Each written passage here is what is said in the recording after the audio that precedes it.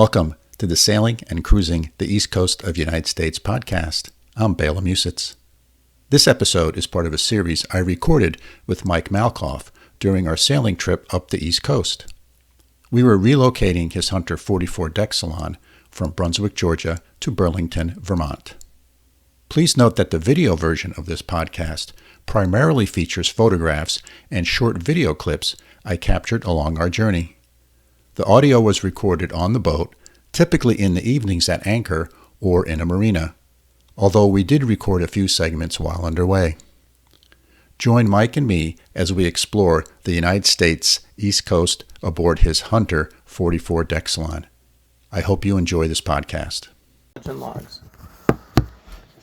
Hello and welcome again.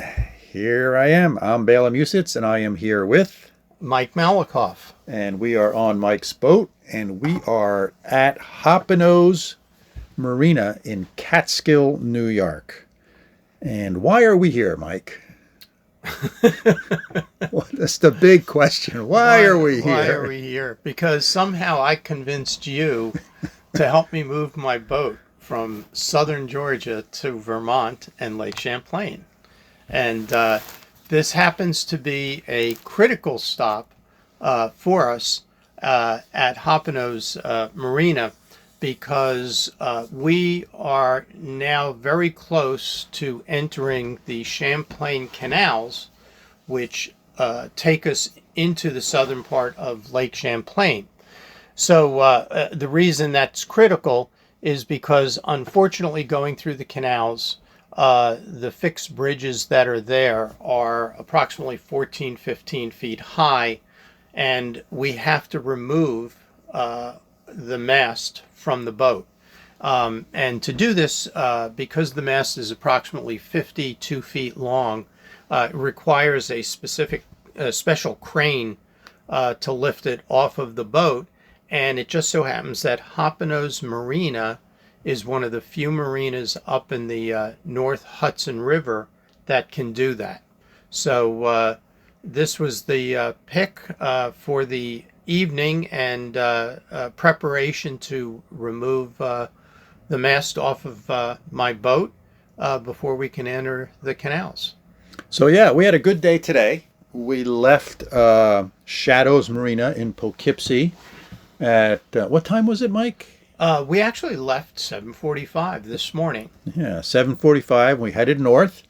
We had a bit of a current going against us. The tide was going out, and the Hudson River has tides all the way up to Troy, which is over 100 miles from New York City, I believe. So the tidal influence is pretty high. And so we were going about, 4.5 to 5 knots for a good portion of the trip. And then the tide sort of neutralized and changed direction. And then for the last maybe hour, we were going 7 knots. But we were also doing something else that was pretty interesting along our trip. And what was that, Mike? Well, you know, just what you were saying is a sort of an uneventful trip. We've had great weather the past 3 days since we left Sandy Hook in New Jersey, coming up the Hudson. And like with any trip with a boat, there's always the unexpected. And the weather has been great. The winds have been minimal, which has made it very, very pleasant on the boat. The thing is, though, today, because of some storms that took place about a week ago up in northern New York with heavy rains, it's basically raised the level of a lot of the local rivers and tributaries that feed the Hudson River. So today especially, we spent a good part not sitting and relaxing and enjoying it, but dodging trees and branches and logs that were floating down the Hudson River. Fortunately, it wasn't too bad, but I did spend time on the bow of the boat sitting there, and the weather was nice to sit there, directing you at the back of the boat to go a little right and a little left to avoid the obstacles. Yeah, you were a real lookout. You're like Mark Twain out in front of the boat, making sure we don't run aground or run into a big log and bend a prop or a prop shaft or something. And it was interesting how these logs and debris sort of congregated in, maybe a half-mile stretch. We'd go through a half-mile stretch, and we'd have to dodge them, and then it'd be clear motoring for 45 minutes, and then we'd hit another stretch for 10, 15, 20 minutes. So they seem to congregate in these various different areas. The other thing that was interesting was we went by some really nice homes on the hillside. The Hudson River, particularly on the west side of the Hudson River, is sort of comes right out of the Hudson River and kind of goes up a 500, 600 foot cliff. It's the best way to describe it. And a lot of those have homes on them. Most of them look pretty new, meaning last 15, 20 years. Many of them look very large and very nice. After all, they have a beautiful view of the Hudson River. And on the east side, the terrain is much flatter and also has some beautiful houses on it. And we went by quite a few monasteries today, probably 3 or 4 of them at least, very majestic looking. And the other interesting thing about the Hudson is on the east side of the Hudson River, you have passenger train rail service. So there's railroad tracks right literally next to the river. Again, it's nice and flat, so it makes it good for trains. And on the west side, there too, right down by the river are trains, and all the freight traffic goes on the west side. So the passenger traffic goes on the east side, freight traffic goes on the west side. And probably every 20 minutes or so, there's a train going of one type or another, either going north or south. And blasting their horns. Yes. So where we stayed last night at Shadows Marina, it's on the east side, so very close to the Amtrak tracks. And this morning, for some reason, they like to blow their horns. They did. And that was one of the reasons we got an early start. Well, yes, we did. We got an early start. And a couple of other things, too. One of the things that is always nice to see on the river, when we did leave, we were also accompanied by some teams of sculls out on the river that happened to turn around and go in the same direction. And I was amazed that they were able to do 4 to 4.5 knots against the current. Mike, they caught up to us, and they would have passed us if you didn't increase the engine gas. RPMs. I wasn't letting them beat me. So I did speed up a little near the end to cross the finish line first. But that was interesting. The other, Bela, I think is worth mentioning too, in terms of sort of hints or helpful hints with getting off a dock. Because this morning, where we were on a facing dock. Basically, we weren't in a slip. We were on the outside of a facing dock on the river, which generally is fairly easy to get in and out of. There's not much to do.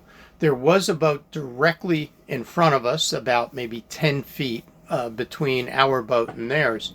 But in us leaving, we were facing downstream with about a 1 to 1.5 knot current behind us that would be pushing us toward this other boat. So I think it's worth noting that we kind of looked at the situation to figure out what is the best way to get off this dock. And you had a great suggestion, is that instead of trying to pull off the dock moving forward, knowing that it was going to push us right toward this boat, we actually did the opposite, which was we loosened the lines, took off the bow and the spring line. You held on to the stern line just for safekeeping, as I slowly put the boat into reverse so that it sort of negated the impact of the current. You were able to hop on the boat at that point. And then I was able to give it more gas to move a little bit quicker, but all I did was pull the stern of the boat away from the dock, maybe 2 feet, and the current coming down, hitting the stern, caught the back of the stern and basically pushed the stern out into the river. And I basically turned around using the current, and it pushed me away from the dock and turned me around away from the other boat. So I never really went forward to turn around. I actually had the back of the boat catch the current, and it pulled me around away from the other boat, so there was no concern or issue, because many times current can just push you into things, and this was where we let it push us out into the open part of the river. So I think that's worth mentioning, because most people, docking can be a rising of the blood pressure, so to speak. Yes. A lot of us think about the wind and the wind direction and which way the wind is blowing and which way it's going to push us. But you also need to think about the tidal current, if you have any, because that can have just a large effect, if not larger, on how your boat behaves and which way it turns. So always be observant. Stand on the dock and look at which way the water is flowing, and take that into account as you plan your exit from the dock or your entrance to the dock. When I come into my marina, I have to go down a pretty narrow channel, and I always take notice of which way the current is flowing, because I can observe that with the red and green buoy markers. They clearly show if there's any current and the direction it's heading in. So I take that into account when I come into my marina. So we got here at Hop-O-Nose about 2 o'clock or so, and we started to prepare and do some things for getting the mast down. Let's see, what were some of the things we did? We had the dinghy on the foredeck, upside down. So we took the dinghy off the foredeck and moved it back to the davits. And why was it on the foredeck? It was on the foredeck because I think when you're out, like we have been, the safest place for it is on the foredeck. I get nervous when it's on davits, particularly if it's a windy day or a wavy day. It can bounce around back there. And I certainly don't like towing. I don't like towing a dinghy out in the open ocean. So when we left Brunswick, Georgia, we lashed it down on the foredeck, and it's been there ever since. Correct. Yeah, because we were outside, and it was something that I learned early on from people that do a lot of ocean sailing, is that by lashing it to the foredeck, you never have to worry about it swinging or banging off of the davits in the back. And as one person told me, if you're in heavy seas and you're trying to focus on what you're doing, the last thing you need is to have the dinghy swinging around on the back and it taking your attention away from what is really important. So if I go in the ocean, I lash it to the foredeck. But because we're going to put the mast on the boat, down on the boat, that's a spot where part of the cradle will be to hold the mast up. So we're now inland on the river. We're going to be going through the canal. There is not going to be any waves to speak of. So having the dinghy on the back, and I do secure it very well back there. But we had to, yes, we moved the dinghy. We moved that back. We took down the jib. You have a roller furling jib. We unfurled it. We dropped it. We dragged it over to a grassy area here. Dropped the lines in the water. And Bela dropped the lines in the water. Got them all wet. We took the sail over to the grassy area and we folded it up and put it in the sail bag and put it in the locker here on the boat. So that's taken care of. And then we started taking off some of the other lines and securing them, like the jib halyard. We got that secured. We start working on the boom. It turns out we're going to leave the sail, the roller furling mainsail. We're not going to take it down. We're going to leave it rolled up in the mast. And they were okay with that, actually. They said they encouraged us to do that you don't take the sail out, just leave it. So we will. So I think we did a lot of the basic preparation of pulling lines and taking lines out that need to be separated from the connection to the boat to the mast. Basically tomorrow we should be able to hop right onto the boom vang and the boom to get those off of the boat, or detach them from the mast. And then the final thing would be the removal of the mast. But we also have to, and I use the term we, because I'm sure Bela will enjoy this being a carpenter, we have to build a cradle. Basically, it's a bunch of 2x4s that you have to screw together to build this contraption that sits on the boat that balances the mast above everything.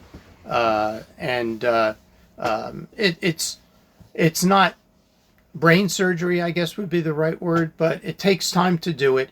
And one of the challenges is there was supposed to be a lot of extra wood here that we could use, scrap wood from other people that have left cradles here. And basically there is no wood. So tomorrow I have to figure that out and find out from the marina manager, how do we get some wood so I can build the cradle to put the mast on. Yeah, so that's tomorrow's task. Should be a lot of fun. We might have some showers tomorrow, so that might make it a little extra interesting.